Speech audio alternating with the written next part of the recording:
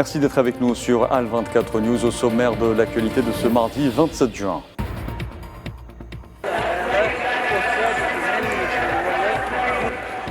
Les pèlerins musulmans entreprennent l'ascension du mont Arafat près de la Mecque, l'étape la plus importante du Hajj.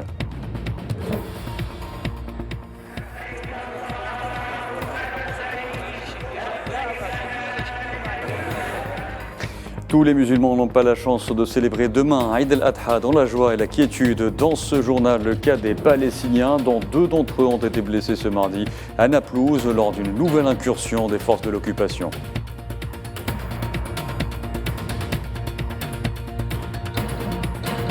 Les armes devraient se taire au Soudan durant Eid al-Adha. Les paramilitaires annoncent un cessez-le-feu unilatéral de 2 jours. L'Union européenne annonce le renforcement du fonds européen pour soutenir l'aide militaire à l'Ukraine à hauteur de 3,5 milliards d'euros.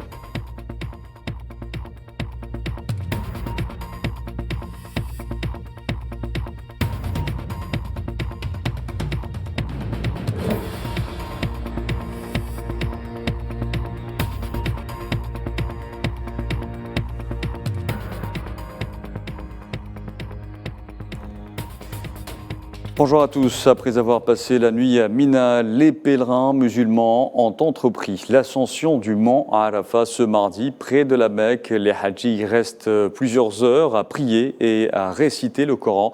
Il s'agit de l'étape la plus importante du Hajj. Cette année, l'Arabie Saoudite reçoit plus de 2 millions de pèlerins en provenance de 160 pays.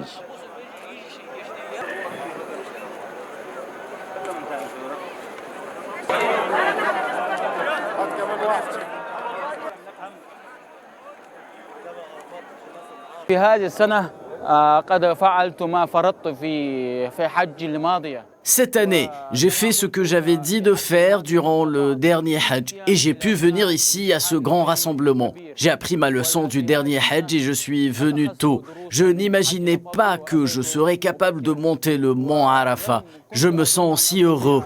Je ne peux pas exprimer mes sentiments avec des mots.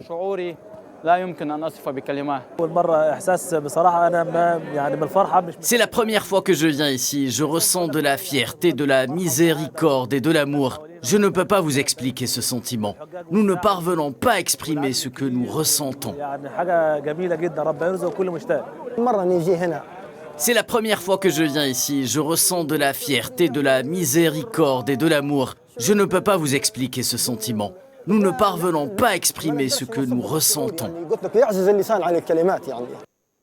Et les musulmans célèbrent aussi demain la fête de Eid al-Adha. Tous n'accueillent pas forcément cette fête religieuse dans la joie et la quiétude. C'est le cas pour les Palestiniens.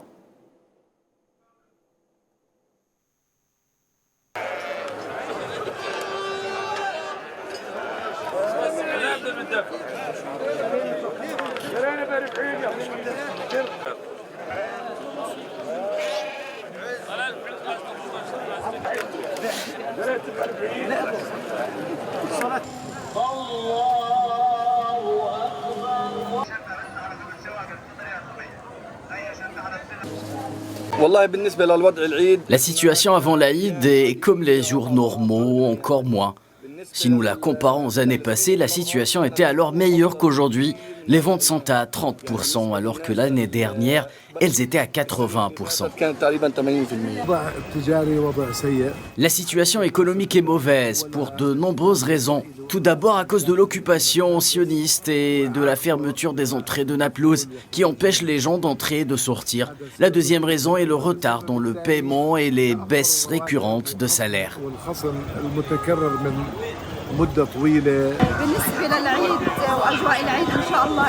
Pour l'Aïd et son atmosphère, j'espère qu'il sera meilleur que les autres.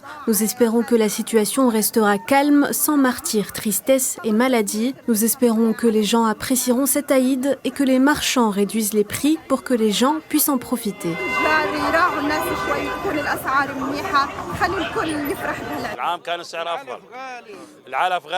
Les prix de l'année dernière étaient meilleurs, le fourrage est cher. Le sac de mélange de fourrage coûte $36, soit environ 30 dinars jordaniens, ce qui n'est pas facile. Le commerçant ou propriétaire de bétail arrivera à peine à joindre les deux bouts en raison d'une alimentation coûteuse.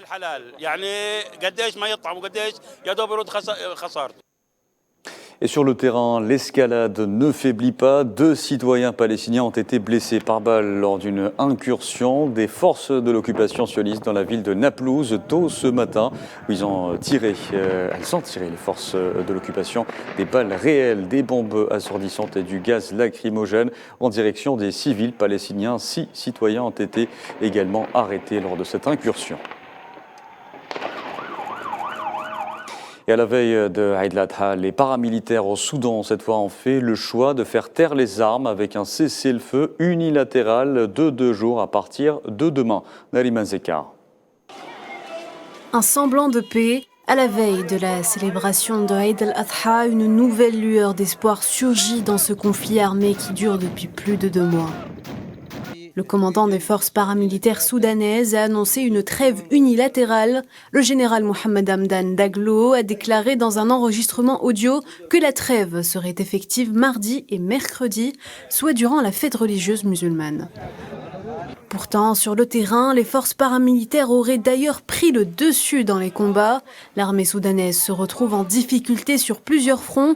À Khartoum, les RSF lui ont ravi le QG de la police et son arsenal, ce qui pourrait avoir un impact important dans la bataille. Jusqu'à présent, près de 2800 personnes ont été tuées au Soudan depuis que le bras de fer entre le chef de l'armée Abdel Fattah al-Burhan et son ancien adjoint Daglo a dégénéré en conflit armé. Le nombre réel de morts devrait être beaucoup plus élevé, les 2 forces ne signalant pas les victimes et de nombreux corps gisant dans les rues de Khartoum et dans la région occidentale du Darfour, où la plupart des violences se sont produites. Les trêves se succèdent donc, mais n'aboutissent à rien. De leur côté, les Soudanais fuient chaque jour pour se mettre à l'abri. Selon l'Organisation internationale pour les migrations, quelques 2 millions de personnes ont été déplacées à l'intérieur du pays et environ 600 000 autres ont fui au-delà des frontières soudanaises. Et malgré cette situation tendue sur le terrain, les Soudanais ne renoncent pas à célébrer la fête religieuse qu'est Eid al-Adha. Sacrifier un mouton à cette occasion est une nécessité pour de nombreux habitants. Mohamed Wali Ben Shaban. Au Soudan, la fête religieuse du sacrifice plombée par la guerre, mais aussi par une sévère vague inflationniste. À la veille de l'Eid al-Adha, les acheteurs sont rares au marché aux bestiaux. Avec une inflation galopante et la hausse des prix du fourrage et des transports, les Soudanais ont du mal à vendre ou à acheter des moutons pour célébrer cette fête religieuse. À cause de la guerre, les moutons ne sont pas arrivés. Et c'est pourquoi les prix sont plus élevés. Les gens ne peuvent pas se permettre d'acheter comme ils le font chaque année. La situation est mauvaise comme vous pouvez le voir ici. Les gens sont là pour regarder les moutons mais n'ont pas les moyens d'en acheter. Le fourrage coûte cher. Le transport des moutons coûtait auparavant environ $5. Cette année, il est à $12. Et même la guerre, tous ces facteurs ont impacté les prix des petits ovins cette année. Le coût élevé rend pratiquement impossible l'acquisition d'un mouton. Certains optent pour une cotisation familiale pour s'offrir une bête. Maintenant, le client s'associe à un autre pour acheter un animal qui coûte 1618 ou $1941. De nombreux clients préfèrent cotiser pour acheter une bête pour la sacrifier. C'est une façon pour alléger un peu les coûts élevés des moutons. Eid al-Adha représente un événement phare du calendrier musulman que les Soudanais s'apprêtent à célébrer malgré la guerre. À la direction le Nigeria à présent, où nombreux sont les obstacles qui se dressent devant le nouveau président Bola Tinubu, un mois après son investiture et la spectaculaire suppression des subventions sur le carburant. D'autres défis l'attendent au tournant, améliorer la situation économique et lutter contre la corruption. S'ajoute à cela l'insécurité. Naïla et Hamouda. À peine investi président du Nigeria, Bola Tinubu a agi à la vitesse de la lumière au cours de son premier mois au pouvoir. Il a entrepris plusieurs chantiers afin de libérer tout le potentiel du géant économique léthargique de l'Afrique, mettant fin à la subvention sur le carburant. Une façon de réorienter les fonds vers de meilleurs investissements dans les infrastructures publiques, l'éducation, la santé, mais aussi les emplois. Je ressens votre douleur. C'est une décision que nous devons prendre pour sauver notre pays de la faillite et soustraire nos ressources à l'emprise de quelques éléments antipatriotiques. Péniblement, je vous ai demandé, mes compatriotes, de vous sacrifier un peu plus pour la survie de notre pays. Cette décision ne passe pas sans conséquence. Le prix du carburant a presque triplé, touchant des millions de ménages et de petites entreprises. Les tarifs de transport ont même grimpé en flèche. Le nombre de personnes qui avaient l'habitude d'entrer dans mon tricycle préfèrent désormais faire du trekking. Partir avec moins de 5000 naira, ce n'est rien pour ma famille et je pense tenir les 3 prochains mois. L'économie fait partie des plus gros défis du président nigérian, mettant fin aux restrictions sur l'échange et unifier le taux de change pour mettre fin aux pénuries chroniques de dollars. Il vaut mieux endurer la douleur maintenant pendant que des meilleures fondations sont en train d'être posées. Nous sommes au point de départ. Nous devons s'unir, nous devons le soutenir pour faire avancer cette nation. Bola Tinubu promet des investissements massifs dans les services publics, atténuer la pauvreté et la sécurité liées à Boko Haram et à la délinquance. Dans l'actualité également, le gouvernement gabonais a annoncé ce mardi la tenue des élections présidentielles, législatives et locales le 26 août. Des scrutins pour lesquels le président sortant, Ali Bongo Ondimba, et son parti partent pour leurs grands favoris. Et je vous le disais en titre, les États membres de l'Union européenne ont adopté hier une décision visant à renforcer le fonds utilisé pour soutenir l'aide militaire à l'Ukraine. Le fonds européen Peace Facility sera renforcé de 3,5 milliards d'euros pour acheter des armes et des munitions, ainsi que pour former des soldats ukrainiens. Un budget appelé à croître à l'avenir, selon Josep Borrell, haut représentant de l'Union européenne pour les affaires étrangères et la politique de sécurité.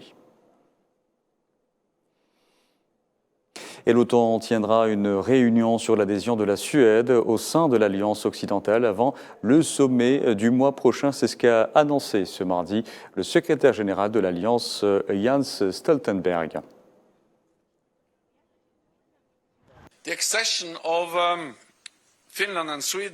L'adhésion de la Finlande et de la Suède à l'OTAN renforcera encore la sécurité de la Baltique. J'ai parlé hier au président Erdogan et je suis également en contact avec le gouvernement suédois et finlandais. Et nous avons convenu de convoquer une réunion de haut niveau à Bruxelles avant le sommet de Vilnius.